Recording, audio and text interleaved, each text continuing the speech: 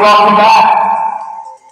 Welcome back to Global Sports Broadcasting Network. I'm your host, Cornelius Brad Hanna, and this is a Wednesday, a hump day.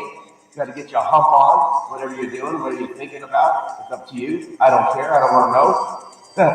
But we got a lot to talk about today, a lot of sports. Back from a day off from yesterday. We want to say hello real quick to Felix, Jacqueline, Scotty, and Tonisha. All right, let's get to it. Oh, I got more music playing in the background. All right, so let's get back into it. Here are our topics for today. And I have a lot, the NFL, a lot of football, some baseball. All right, first and foremost, there are new head coaches in the NFL, 3 of them in the NFC East. We're going to talk about that, and we're also going to talk about the NFL versus college head coaches' salaries, the comparison of salaries with the head coaches of the NFL and college football. Tom Brady wants to play another year, but with who? We'll talk about that. But he wants to play still.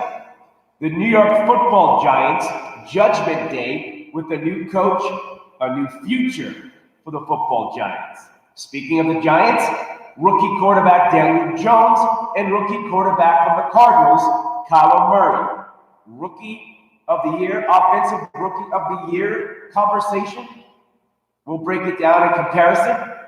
And also compare Baker Mayfield, who was 2 years ago the #1 draft pick of the NFL, and his numbers compared to these 2 rookies' numbers. We'll break that also. And the Boston Red Sox, we talked about this well over a month ago, way back when the World Series was ending, about the Red Sox engagement in illegal cheating, spying, whatever you want to do, stealing signs, but electronically, illegally doing it like the Houston Astros. Word is out that they've been caught. Reports coming from great sources. We'll find out more about the Red Sox, but this does not look good. It stems back to back to 2018 season when they won the World Series. And their head coach, Joey Cora, was an assistant coach manager for the Astros back in 2017. Just saying once again. All right. Let's put it out there for you right now. I'm going to say hi one more time to some people popping on. I'm live on YouTube, live also on Facebook Live. This is Hanna Time, the sports show, weekly, daily show in the morning, evening, and afternoon, wherever you are. I'm going to say hello and good morning to you again. And I want to get to it. I see you love. Everybody's giving me love. I love you right back, especially during these days and these times. All right. I got a lot of people popping on YouTube too, so I appreciate it. Thank you. All right, let's get to it. The NFC East, real quick, folks. If you haven't paid attention, the Dallas Cowboys' new head coach, the Washington Redskins' new head coach, the New York Giants have a new head coach, right? Eagles have their own coach. We won a Super Bowl. There's no changes there. They're back in the playoffs. They lost last week, but they're back, and that's the point. The Eagles don't need to make a change. Ron Rivera's in Washington. We got a coach in Dallas that some people were surprised that it was Mike McCarthy. I wasn't.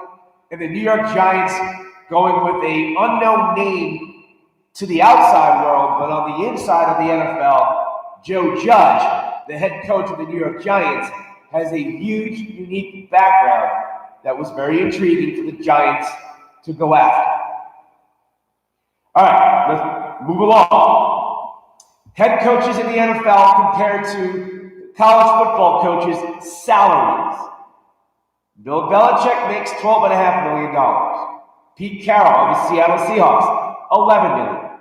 John Gruden on that $100 million 10-year contract, $10 million a year. Sean Payton, Saints, $9 million. Matt Rule, who just got hired by the Carolina Panthers, $8.5 million. And Andy Reid of the Kansas City Chiefs, $7.5 million. That is the NFL top coaches' salaries. In college football, don't forget, the top one is Bill Belichick at $12.5. Okay? Dabo, or Dabo Swinney. Dabo. Dabo Swinney of Clemson, defending champions, $9.3 million. Nick Saban of Alabama, $8.9 million. Jim Harbaugh, Michigan, $7.5 million. He's making more money than his brother, John Harbaugh, who's with the Baltimore Ravens, who's been there long enough, who's won a Super Bowl. Just put that in perspective. Jumbo Fisher of Texas A&M, $7.5 million. Kirby Smart, Georgia, good one, $6.9 million. Jeff Brom, Purdue, $6.6 million. Lincoln Riley, Oklahoma, $6.4 million. Dan Mullen of Florida, $6.1. James Franklin of Penn State, $5.7 million. And Scott Frost of Nebraska, $5 million. The reason why I bring this up is that we're seeing college coaches slowly make their way into head coaching positions in the NFL. Rule just came from, head coach Rule of the Carolina Panthers just came over from the Baylor University. Got that university to a point where I got him a job in the NFL. He's well liked, speaks well, motivates well. Let's see how that translates. But he was making money there too. College coaches are making a lot of money. Not as quite as high as NFL coaches in the upper ranks, but they're right there. They're real close. Why does a coach want to leave to go to the NFL? Maybe because he wants a new challenge. Money-wise, they're doing beautiful, these top coaches, to move on. Matt Rule of Carolina, no NFL experience, just like Cliff Kingsbury a year ago with the Arizona Cardinals, no NFL experience, gets a big job because of his college background. But when you look at Kingsbury's losing record, when you look at in college, that is, and in the NFL, and you look at Matt Rule of Baylor, who's now Carolina's coach, making that kind of money. At Baylor, yes, he had one great year, but he rebuilt the program. Got a lot of a lot of losses in Baylor. Got a slightly better over 500 record as a head coach. Nothing outstanding. Nothing like Nick Saban or Dabo, or Harbaugh, which has done a lot in college, Stanford and Michigan. Okay, Urban Meyer, who's out there. Don't know if he's ever going to get a job. Maybe it is Cleveland still. But the jump from the college ranks to the NFL doesn't translate quite well with me because of the different dynamics of the NFL. It doesn't go well. Nick Saban was the Miami Dolphins head coach at one point. When he left LSU, didn't go well. We can name a lot of coaches that jump over to the NFL. Doesn't go well. The Rooney Rule still doing its job in some degree, but the minority head coach of the NFL, don't know if they're getting interviewed or not. I don't know if they're just being poised so they showed that they interviewed a minority. Ron Rivera is a minority. He did get rehired. That is a good thing. There are a lot of capable head coaches that are minorities out there that are, to me, just as good as a Matt Rule who came out of Baylor, went to Carolina. You can say the same thing about Cliff Kingsbury. Coming out of college, no NFL experience other than making an NFL roster or at least being drafted or with the New England Patriots for that one time. But nothing else. But there's a lot of coaches in the NFL, assistant coaches, that have gotten opportunities, but even this year should still be considered. Why not hire one of them? Because the way you hired Matt Rule, I don't know how it went down, but it just didn't sit right with me. I can see Joe Judge being hired by the Giants because Judge comes from a background that is really special. If you're going to be mentored to be a coach in the NFL, why not be under the wing of a Nick Saban, who has been in the NFL, who has run great programs in college, Michigan State, LSU, Alabama, and then you become an assistant coach and get right through the ranks, right up to where Bill Belichick needs you, loves you, listens to you, and you get mentored by Bill Belichick. Not a bad pedigree, not a bad, I don't just even use the word bad. It sounds good. It sounds like it's worth it. And he comes out with flying colors because a lot of good rave reviews about Joe Judge. The New York Giants hired him yesterday as their new head coach. A lot of people were shocked. Who, Joe who? Is he the guy on TV as the judge? No. Like, all this came out. It was kind of funny, comical, but the more you read into it, the more you learned, the more you went, all right, I can accept that. Not a bad or a good, it's a good hire. Is he a head coach? We'll find out. Do minorities should have gotten the opportunity? Maybe so, but decisions are made by other reasons, and a lot of people feel it's about not being comfortable enough to hire a minority, I guess. And that is the argument, the debate. The only thing I hope and wish is that they played by the Rooney Rule and they interviewed minorities. So it isn't fair. This is what it was about. Okay? All right, so we're talking about Joe Judge, the new head coach of the New York Football Giants. Okay, he takes over a team, an organization, a city that is looking to him to bring them back to the top in a division in the NFC East that is very weak. And the turnover, the flip to the top can happen really quick with a very young team in New York. We're going to get to that story in a minute. But some breaking news coming out of the NFL. Again, Tom Brady says he wants to play another year. Or, not quite in those words. Tom Brady, in his words, said he's got a lot left in him, or he's got more in him to play. And to be back in a stadium. He didn't say Patriots, he didn't say anything other than that he's got more to prove, he said. But he never said team, he didn't say he was retiring. He just said he's got more to prove. What is that? But he did say in a stadium, back on the field, in his own way, in his own words. So it looks like he wants to play one more year, at least. Who is it? Will it be New England? Will it be somewhere else? He's a free agent. So the breaking news, as Tom Brady on his own Instagram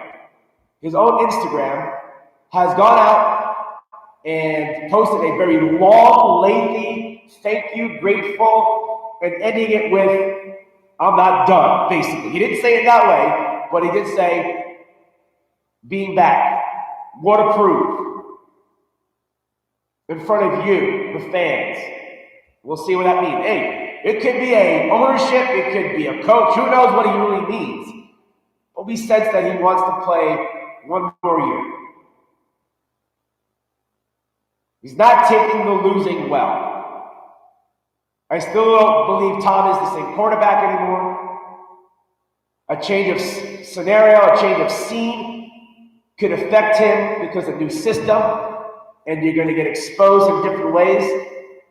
Or he remains in New England with his head coach, Josh McDaniel, may not be there as his offensive coordinator, but do they need Josh McDaniel? I don't know. We don't know how valuable Josh really is. Because Tom basically is like an offensive coordinator on the football field. If he returns to New England. But owner Robert Kraft has to do what? He has to sign him to a contract. Tom Brady has been taking pay cut every year, it seems like, so the roster can be filled up with players to help him win. It has been working. This season, that roster is not as strong, was not as strong. Is Tom Brady willing to take a lower salary on a one-year deal, or he's going, I need to make bank now. I've given everything. I've gotten 6 Super Bowls. I want a $30 million contract. I want a contract like those other quarterbacks have gotten over the years. I want one more year, $30 million. I want to finish it as a Patriot. Let me go out as a Patriot, but I want the money that I have given you guys.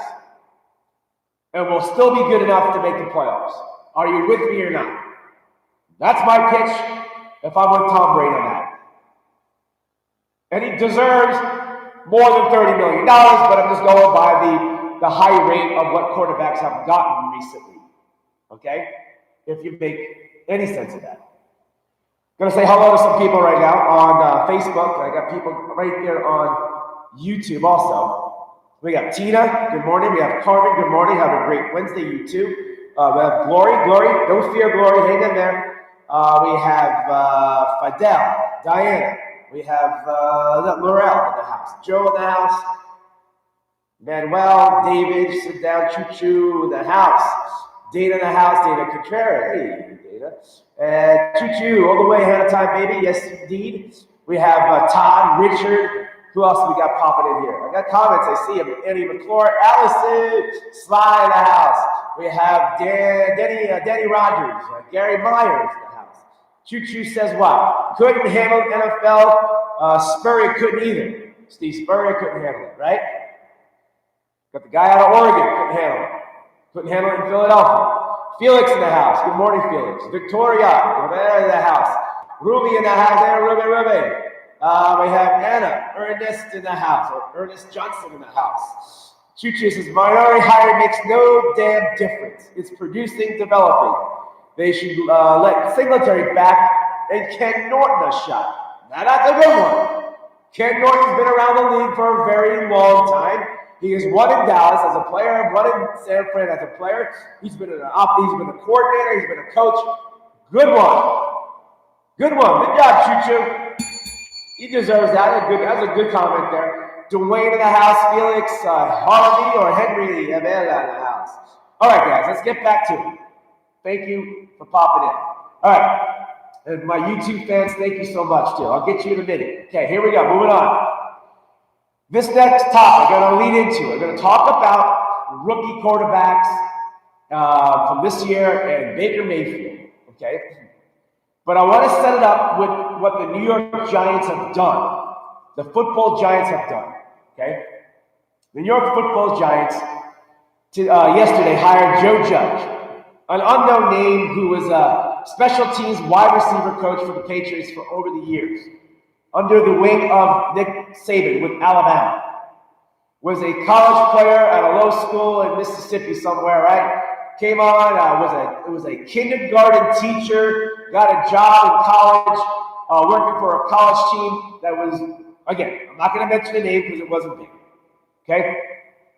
And then gets a phone call from Saban, and then all of a sudden he's with the Patriots, and now he's a Giants football coach, head coach. But he's learned a lot. Not a bad move. He's a young 38-year-old quarterback. A lot of those in the NFL. But he's got a young team. He's got a lot of young talent in New York with the Giants. They do. And he's got a young quarterback who has put up some really nice numbers for a rookie. He missed 4 games with his injury. Okay? But it is Judgment Day in New York with another judge, Joe Judge. Court is in session. And until then, the jury is still out on Joe Judge. And we'll wait and see if he's innocent until proven guilty of being a good football coach in the NFL. I think the Giants made a good move. I think it's a good move. It's not the most popular move, but I like the makeup. Comments coming in about the Giants hire. Okay, this leads me into the quarterback because I think this guy's going to do very well with Daniel Jones and Barkley as his running back.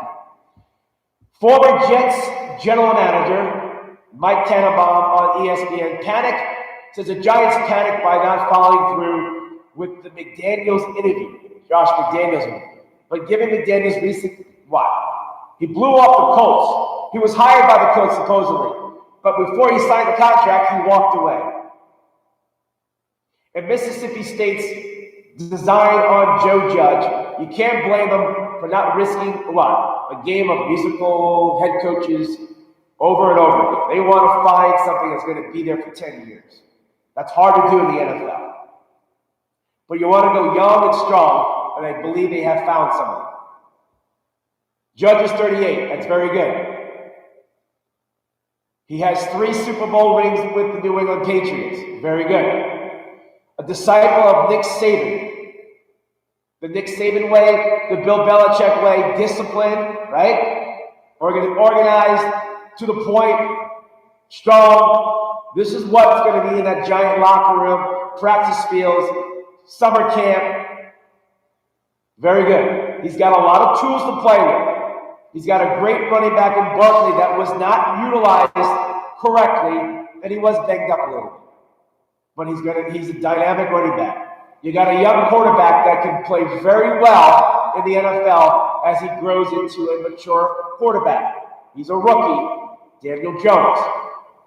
With Barkley and Jones and some good receivers, a tight end, and an offensive line that is young and emerging, the Giants have a weapon or two on offense. Defensively, that's their problem in time. But I like their direction. Good hire.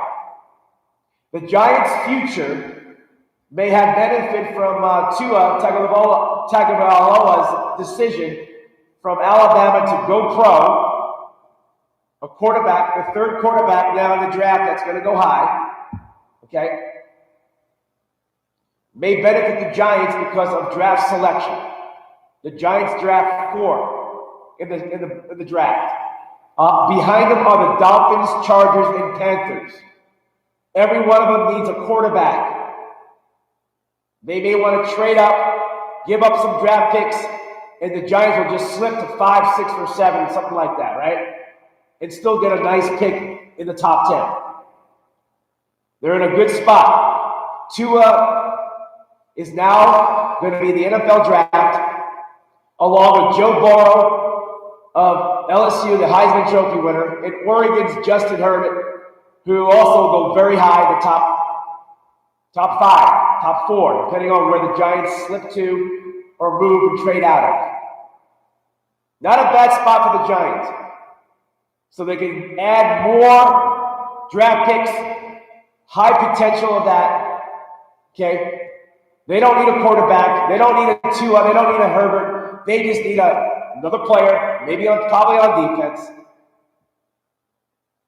Not a bad spot. It's a good spot for a young coach, young quarterback, a young team to get stronger for the draft.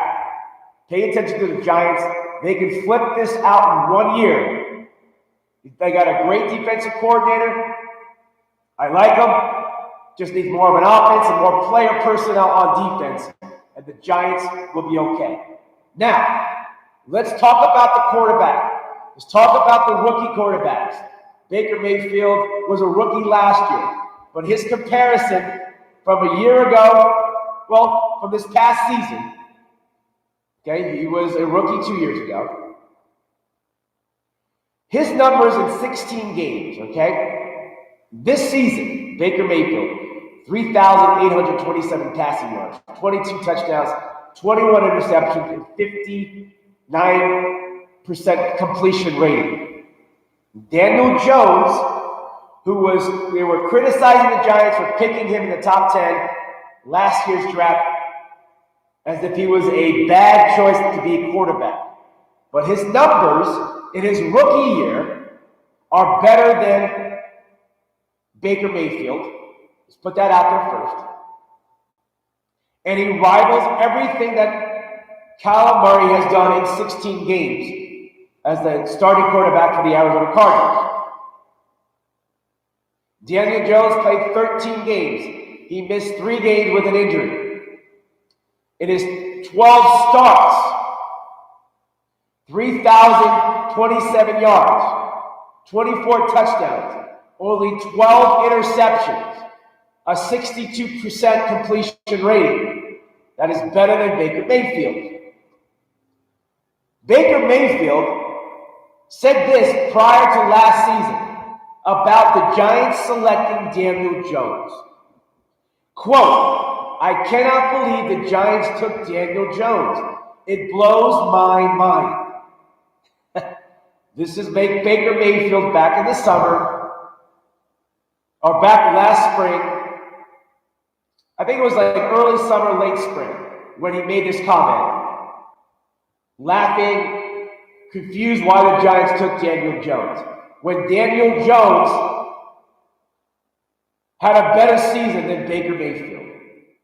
I cannot believe the Cleveland Browns drafted Baker Mayfield. How about that, Baker? I like Baker, but man, don't talk too much. Please don't. Okay? Kyler Murray needs to be in this discussion as he's got a lot of hype because of the #1 draft selection by the Cardinals. He's played 16 games this season. Very unusual for a rookie quarterback, but his numbers are good. And we're going to compare him to Daniel Jones because Jones got a lot of heat in his own right, in his own way, not on his fault. The Giants drafted him. The Cardinals got a lot of heat for drafting Murray, and they got a lot of support for him. But during the season, both quarterbacks were ripped apart and then raised back up on the pedestal and ripped apart again. But as the dust is settled after the 2019 football season, the Arizona Cardinals and the New York Football Giants, rookie quarterbacks, we can fairly and believe to say they did well. They did well enough with bad teams. And their numbers, well, they rival each other. And to me, these two quarterbacks will go down in their draft history of whose career will be better or has been better. Also, the other quarterbacks, like the Drew Lock of Denver, who kind of shocked everybody in December when he played, okay, is this. Kyler Murray in 16 games, 3,722 yards. Daniel Jones, like I said, in 12 starts, 13 games played, 3,027 yards. If Daniel Jones played a full season like Kyler, I believe they both would have the same amount of passing yards, give or take a few here and there. For touchdowns, Kyler Murray threw 20 touchdowns. That is amazing for a young quarterback. But in today's game, I'm not surprised. But you need a quarterback to throw the ball, and he finished it, and he did the job. He deserves that. Now, he threw 12 interceptions, Kyler Murray. Not bad. A lot of times it looked ugly. You're scratching your head. But in 13 games, 12 starts, Daniel Jones threw 24 touchdowns and 12 interceptions. He probably would have thrown more touchdowns if he played every game, and probably thrown a little more interceptions if he played every game. So what I'm trying to get to is who is really the better quarterback as a rookie in 2019 when it came down to it, with Murray getting a lot of the praise and Daniel Jones does not, or is not getting enough. By doing the comparison of adjusting games played, Daniel Jones, you can argue, debate, had a better season than Kyler Murray. Completion rating. Kyler Murray completed 64 passes. Daniel Jones completed 62 completion passes of his, okay? Very close. Running the football, Kyler Murray ran the ball for 544 yards and 4 touchdowns in 16 games. Daniel Jones, 279 yards rushing the football and 2 rushing touchdowns. If he played every game, Daniel Jones' numbers in that area would have gone up, maybe not. But enough to say He uses his legs well. He's still very formidable quarterback threat that can leave the pocket and take off. And he was very good at that. I believe that the Giants did very well in selecting Daniel Jones. I believe that the Cardinals did very well because they don't have a quarterback, and then you can play off this guy. If both teams put a better team around these quarterbacks, better players, I believe the Giants have more talent and talented players in skilled positions than the Arizona Cardinals have. For the future, for the long-term future, the Giants are better off than the Cardinals in my eyes. So as we look back on this past season, and we look back what Baker Mayfield did in his rookie year and what he did this year, the Giants did very well. And the Giants have a lot to look forward to with a new young coach, with a young team. The Arizona Cardinals did very well with their rookie quarterback. The comparison of Daniel Jones and Kyler Murray is pretty cool.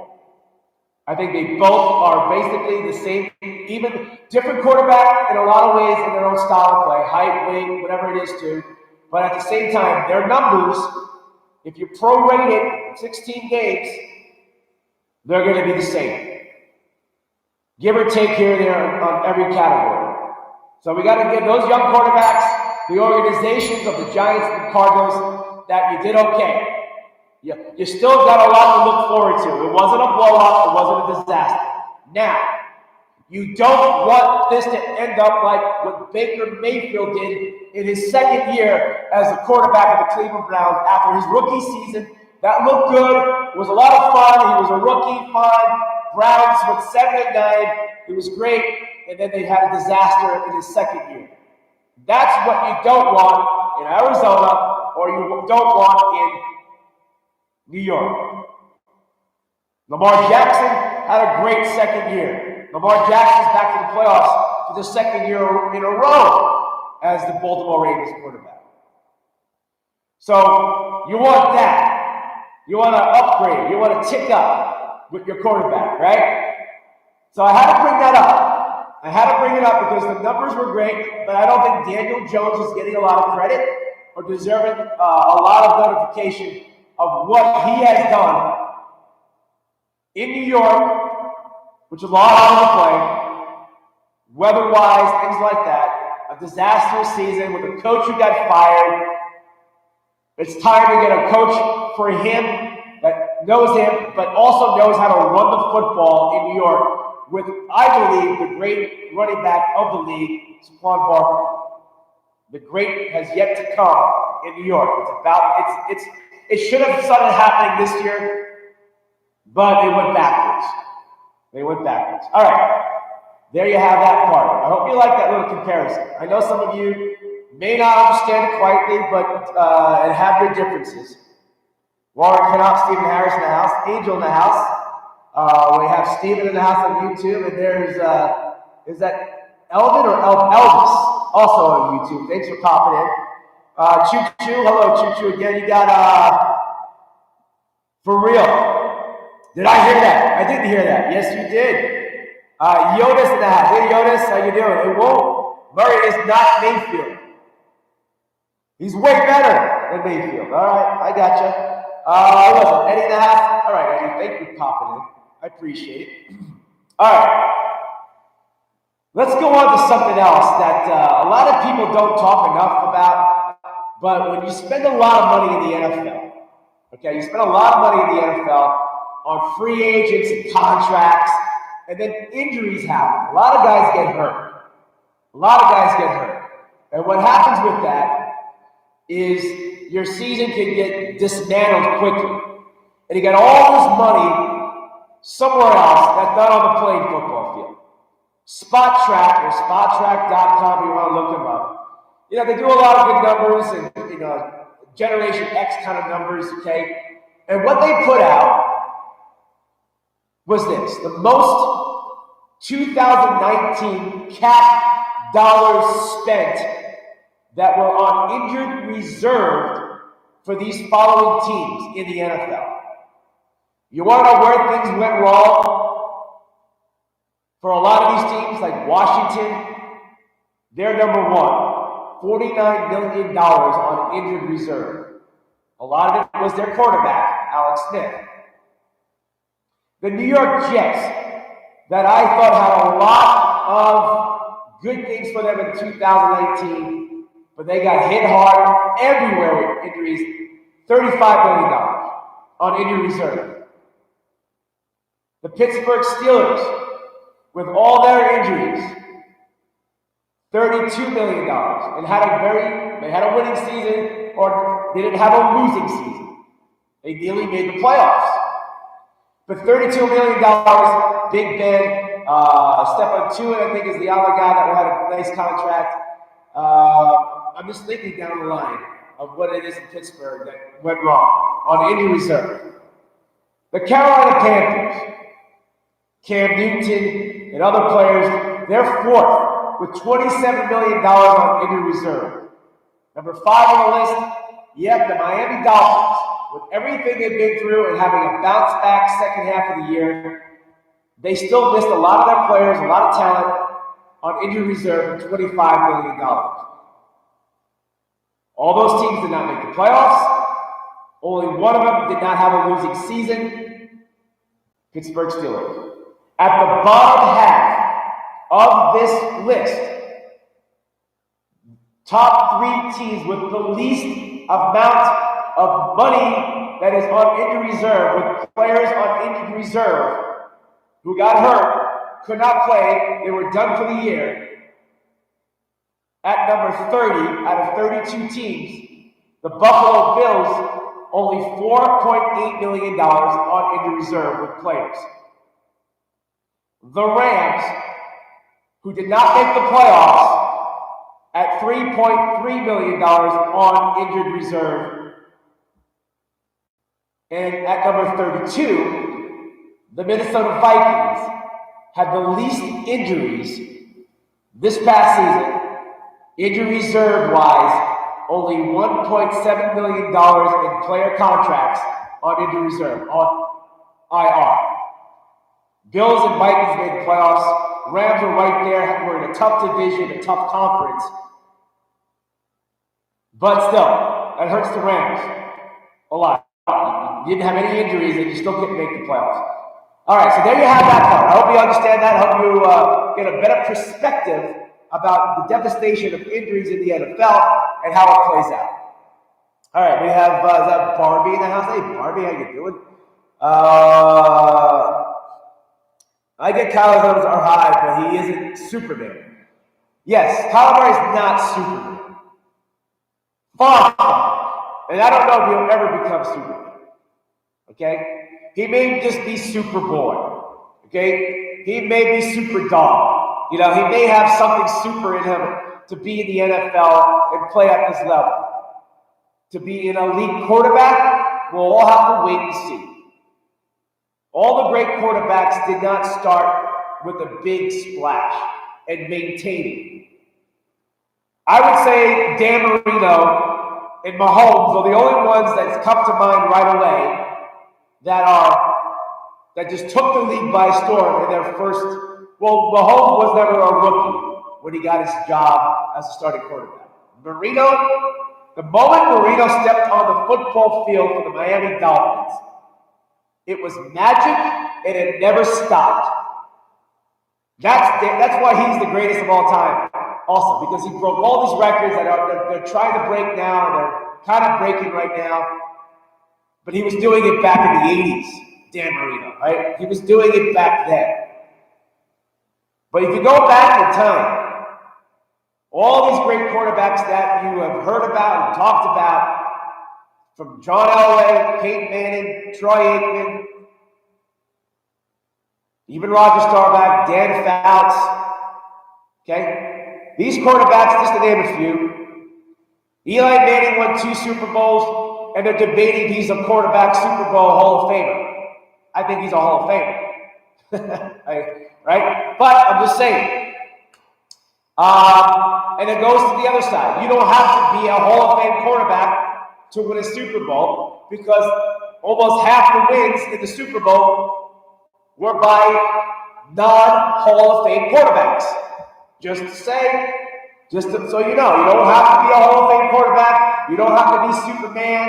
You just got to be good with a good team and good things happen. All right?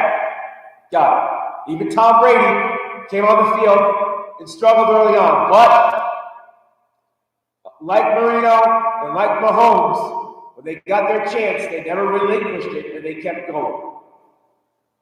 You can say the same thing for Lamar Jackson in that one way, where he got the job and he just got better.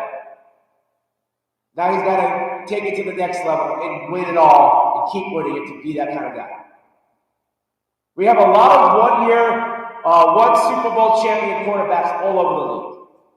I mean, Philip Simms won a Super Bowl, and he was good, and he holds the highest percentage rating of completed passes in a Super Bowl. That was back in what, 89?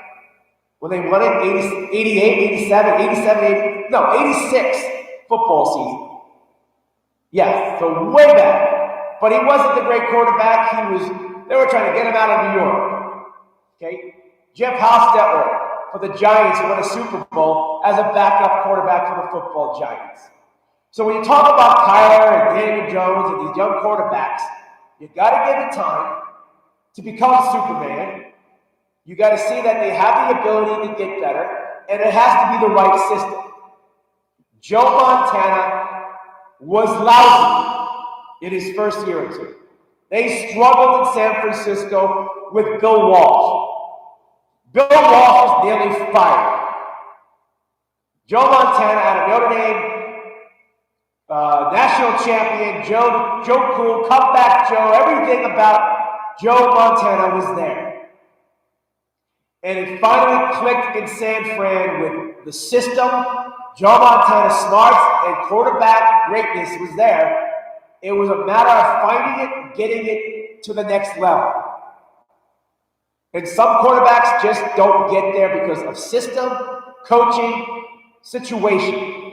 Some have all this great athletic ability and never able to grasp what an NFL quarterback needs to do in the game or have a system that they can play in. Terry Bradshaw won 4 Super Bowls in 6 years. He was a quarterback that won.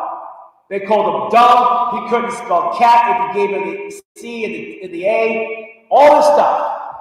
Terry Bradshaw. And eventually it happened. And all of a sudden, Terry Bradshaw won 4 Super Bowls and threw the ball like nobody saw him throw the ball. You just got to give these guys time. Unfortunately, it's just like gambling in a way, is you start winning a little bit and you hang on to it, but you want to spend more because you want to get the big one. You want to hit the big pot of money. And young quarterbacks, you spent a lot of money on, you gambled for them to be that guy, and you're still at the gambler's table. You're still throwing the dice, you're still flipping cards, you're spinning the wheel, you're punching on the slot machine, you're doing whatever it takes to stay in the game and stick with your quarterback. But unfortunately, it doesn't always work out that way. And you go bust and broke. And then you are in a bad spot because you went in on a quarterback that didn't work out. It sets your franchise back, and for a lot of ways, your organization. You know, I had a conversation yesterday at the gas pump with a gentleman because I saw gas prices dropping still, and I was just getting in a conversation, and he goes, "Bro, I don't worry about money." I'm like, okay, all right, let me see what he's got to say. Let me see. You know, it just comes and goes. I don't worry about it. I got a roof over my head. I'm still living. I got ups and downs, but I just don't worry about it. That's all right. I like that because if you just feel that it comes to you, it does come to you, and your life goes on. But some people they don't want to worry about that lifestyle. They worry about it. So I was like, I was in a gray spot, just like today's colors. I was like, I like it, but you still got to manage your life, and you can't get to the point where you go bust. You can't just ride it out and just like, no fear, okay, because if it goes broke, things change all over your life. Now, if you're a single person, it's not as devastating when you have family, kids, dogs, cats, house, cars, everything else. But life, you still rebuild and you still move on. And that's what happens a lot to NFL teams. But how often do you want to rebuild? How often do you want to go broke? How often do you want to lose, like a gambler, $2,000? And I'm like, that's what he told me. I'm like, holy smokes. And I'm looking at him going, I don't think you have $10 in your pocket, bro. I'm like, how do you do this? But I don't know him well enough, but he rolls that way. But that's how it is in sports and franchises. But how often do you want to roll that way? And how often do you want to play smart or smart? I know they're all trying to find me. I'm trying to correlate this together. I don't like worrying about it. I know and believe what has to get done. I had another conversation yesterday. And I don't want to get off the topic because when it relates to sports and quarterbacks and investment and worrying about what you got to do, and it's like you got to be smart when you're playing with other people's money. You get it? But when it's your money, it's different because it's all on you. But when you're playing with other people's money, you got a lot to worry about. You got to be smart. You got to draft well. You got to put a team together, and you got to hope for the best, I guess. But you should know what you're doing. But you got your own home, right? I got a message yesterday, and I say hi to a lot of people all over the world. I talk to people, and I got this one back and said, "It's been rough. I'm getting tired of it, up and down." And I'm like, oh, that's not good. I said, well, you're worried. Don't worry too much.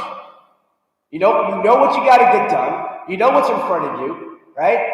Just do the best you can with it. Just get it done the way you can. And you know where you're at. You know where you're at. You don't like where you're at. And I said one more thing. You're in conflict. You're in conflict with yourself because you're trying to get here. And the conflict is gray. And it doesn't feel good. It makes you worry, and you get messed up with it. But you got a choice, I said. And just like any organization, you got a choice. Do you want to get here? And you got conflict. Do you take a step back? Do you get conservative and go backwards and just say, it is what it is?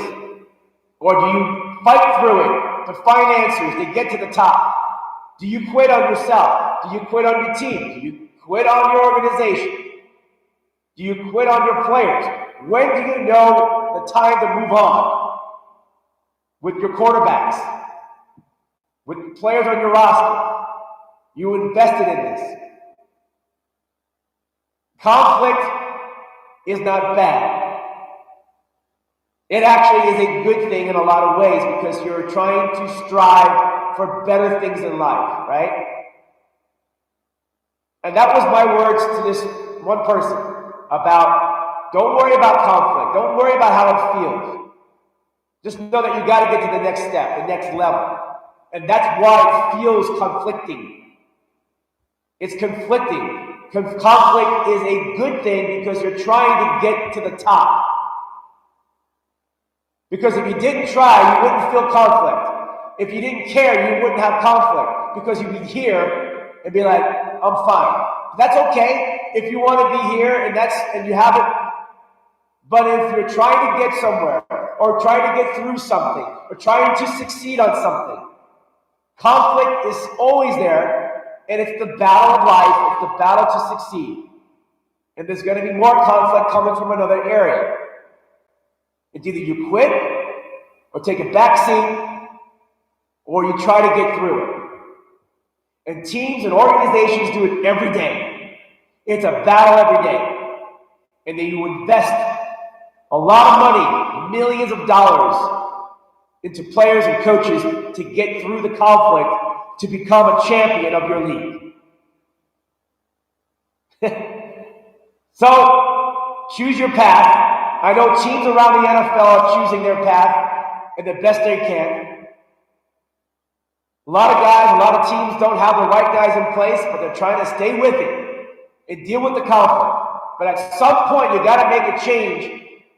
At some point, ownership's got to make a change. Let's say enough is enough. And that's why we have new head coaches every year. That's why we have a lot of more turnover in the NFL or Major League Baseball or coaches around all sports, player personalities, because of what?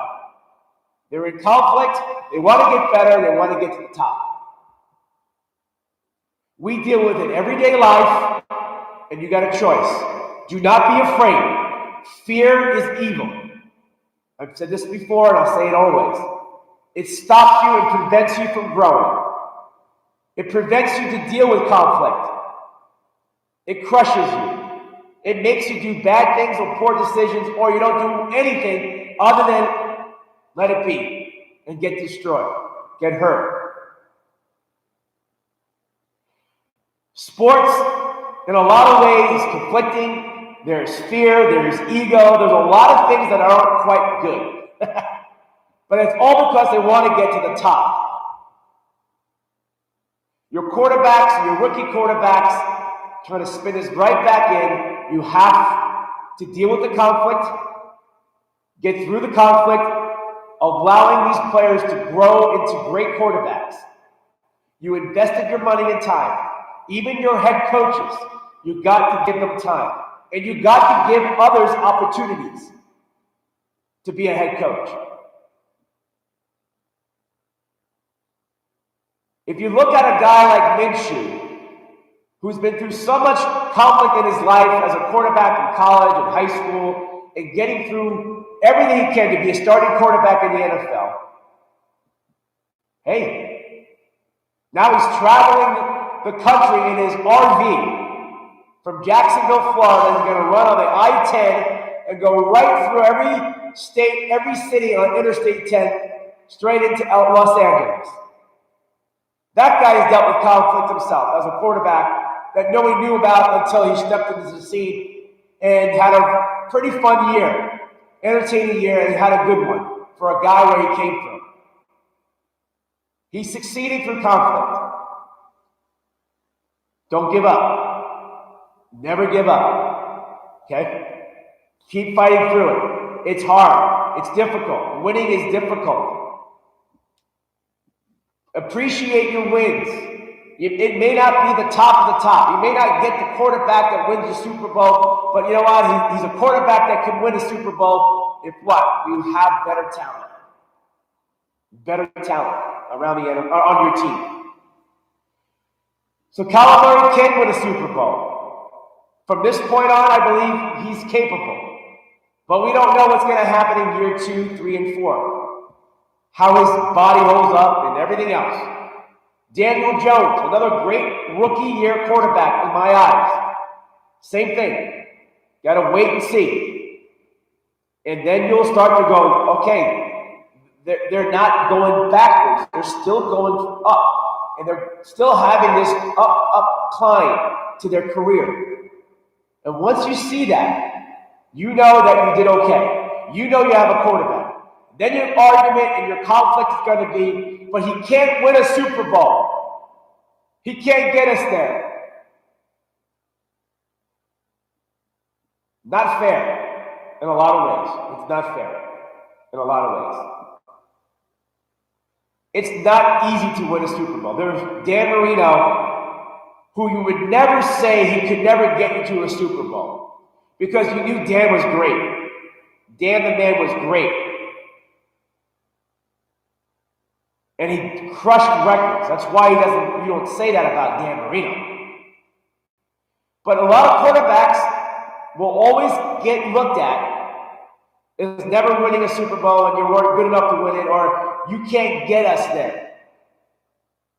There's only a handful of quarterbacks in the NFL and throughout its history that you can say can just take the ball and get us in a position to win. Like, that's what you want. And make the play in the end. Make the best throw. Make the right throw in the end. the right decision. That's what separates them. And there's only a handful. There's not many in the history of the game. And you're asking or looking for that to happen with your quarterback on your team. And you should, because that's what you want. You need that. You expect that. But you'll be very happy to look back and say, Joe Flacco won a Super Bowl for my team. And Joe Flacco is basically out of the NFL maybe in a year. Be a backup still in Denver or somewhere else. Okay? Nick Foles, we assume he'll be a quarterback with the Jacksonville Jaguars, but we don't know. We don't know. I mean, he won a Super Bowl in Philadelphia,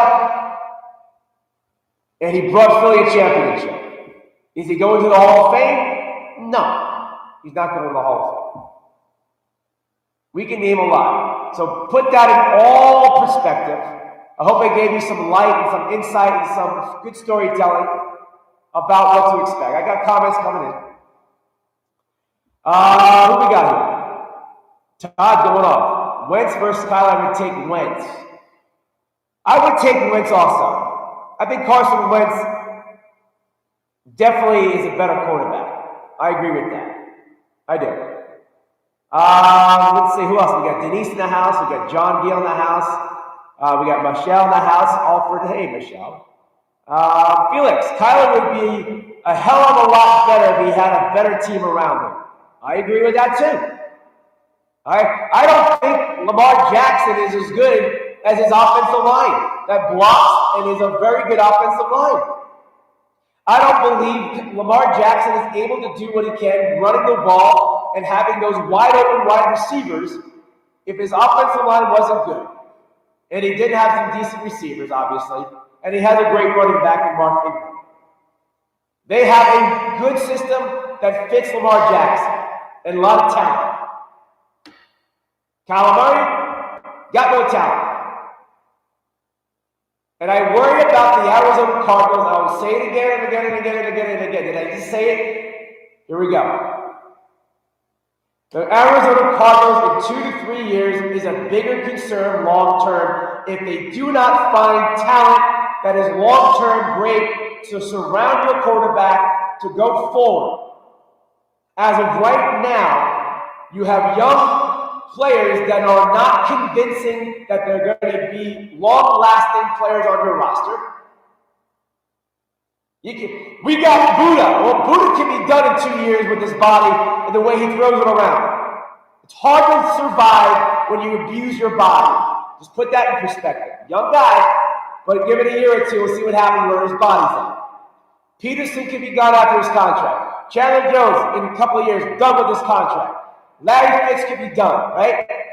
Where's David Johnson? Where's your other wide receivers that you all got excited about, but still haven't even gotten to the level of all these other young wide receivers that are crushing it, and you're still wondering, well, we got Isabella. We got Isabella, man. You know what Bella you got? The woman next to you, all right? That's the only Bella you got. The guy next to you. Because Isabella is nothing but a what? Isabella nothing. He's an average to below average wide receiver in the NFL. He'll have his role. He'll have a moment or two. Can he turn into Amendola? Can he turn into one of those players? Maybe, but he's not big. He's really small. He's not even physically big, like weight-wise. You understand where that went wrong for your Arizona Cardinals? Kyler Murray did fantastic for what, and Kingsbury did a great job. The record doesn't show it, but it may never get there if there's no talent in Arizona. Because your offensive line is not the same offensive line in 2 to 3 years. And it's not good now, and it may not be good if you don't do it right this year. You got to draft offensive lineman number 8. Go get your 10-year offensive lineman. Hey, number 2, go get another offensive lineman, 1 and 2. But we need a wide receiver. You don't need one until the 5th, 6th round. It's the NFL. Go get your offensive lineman. Felix, I love your comments. When you say we have not enough talent around our quarterback, go get offensive linemen that will help this young quarterback that you put everything into to give him the best opportunity. Jacoby Brissett was a backup, nobody in New England, had one good game, everybody got excited for it, they threw him in Indianapolis, and didn't do anything special, had some flashes, just nothing special like what you didn't see or what you saw for a lot of these young quarterbacks the last few years, nothing else. And then they went out and they got 2 big, powerful offensive linemen. They struck gold, all pro guys, early in their draft 2 years ago. And all of a sudden, Brissett, who was a backup until this year, had a pretty decent year because he had time to throw. They opened up holes to run the football, and now your quarterback can play action to do all these RPOs and everything else because your offensive line is doing its job. It's solid, it's young, and we're not going anywhere, baby. They don't have that in Arizona. If you are going to commit, you better commit hard and don't play around. We got one here and one there. Go all out. Forget the free agency. Forget it. I'm done with it. I'm going to stick to it. They won't listen to me. And then you guys may think I'm stupid, but I am sold. For the last, how many years, man? 30 years?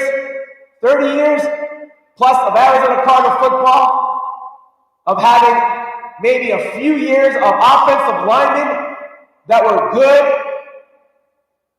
Other than that, it's been a lame joke offensive line in Arizona Cardinal history. Where are you going to put the emphasis on drafting for your quarterback? Where's it going? Go for it. Don't be afraid. Don't worry about the conflict. Remember I talked about that? But we need defensive linemen. I know. You can get a lot of them. There's a lot of good players in the 3rd and 4th round for defense.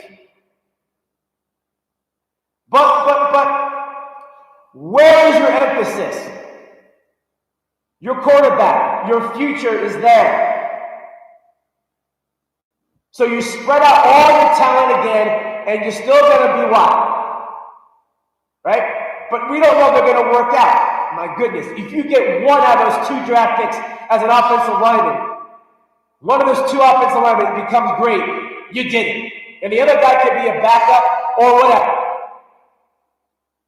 But you got to give yourself a chance. You got to find your next Luis Shaw. You have to. You're not winning if you don't.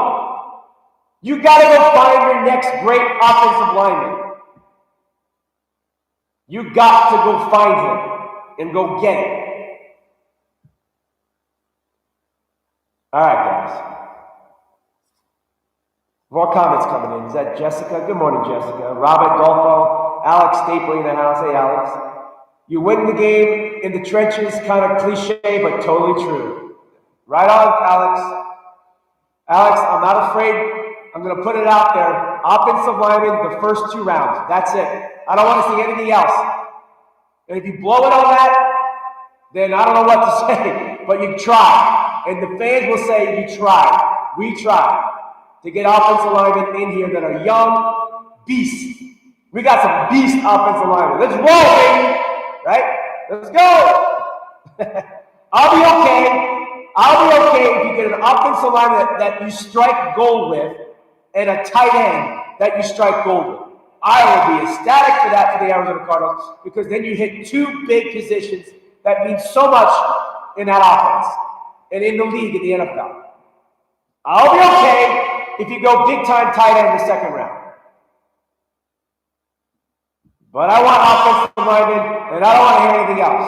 I'm tired of it. But we can free agent. Free agent hasn't worked here in a very long time in Arizona. Enough said. All right. Michael in the house, Felix, but the fault is that we're not getting good players. Absolutely. And I don't trust kind drafting, so whatever I say, I know I believe I'm right because that's how I feel. And I know what you feel is right because that's how you feel. But you don't know how they evaluate talent in Arizona with their general manager and their scout team. It doesn't go well year after year. You try, you hope, you pray, and you're back at the church again, kneeling down, go, Lord, Jesus, please, give us, like, how many people have done that on Sundays before watching a Cardinal game or during the year, right? I'm sure somebody's out there, a few of you have prayed, literally prayed for something good like that. But it's okay. It's okay. All right, guys, I got to get out of here. I appreciate your time.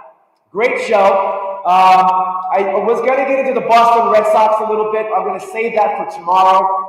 But I got to get out of here. The Red Sox got caught cheating, stealing signs with electronics. Everything that the Houston Astros got caught with. And there's a connection with manager Joey Cora of the Red Sox and the Houston Astros, where he was a coach for them back in 2017. We'll talk about that more tomorrow on a Thirsty Thursday. We talked about the NFL new coaches of the NFC East. 3 new coaches. Eagles, no, not the Eagles. Cowboys, Giants, Redskins. How that has changed a lot. And we'll see what happens.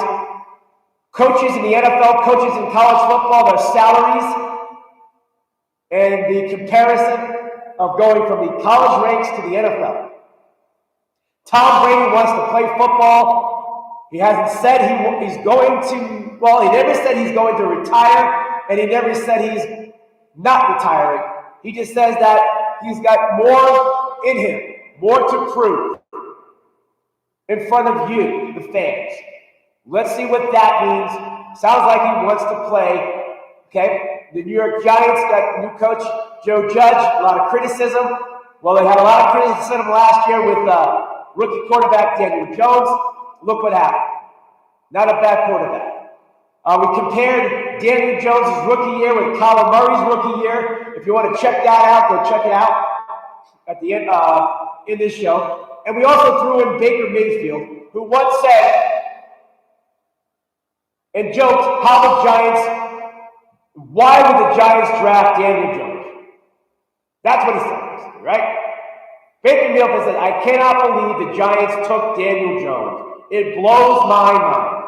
I cannot believe the Cleveland Browns drafted Baker Mayfield. Now, I'm okay with Baker. He may get better, things like that. But I'm just throwing it back in his face because he did not have a year like Kyler Murray and Daniel Jones. Both those guys had better years in 2018 than Baker Mayfield. And that's going to wrap up my show. Thank you guys for popping in. I appreciate it. Love you guys. We'll see you on a happy, sexy Thursday. Okay? I'm going to talk more football. I'm going to talk about that Red Sox scenario, about what happened getting caught stealing signs, and how it's bad for baseball and how they should be punished heavy, just like the Houston Astros. The Boston Red Sox, you're in the same boat. The sources are strong, and the evidence is there, and you've been tied into this for a very long time. We'll talk about that tomorrow, folks. All right, let's get out of here. I appreciate it. For you on YouTube, for everybody on Facebook Live, I appreciate you popping in. Thank you so much. This is Hanna Time on Global Sports Broadcasting Network. It is GSPN, streaming live, anytime. Check it out. We'll talk to you tomorrow, folks. Have a great hump day and do it right.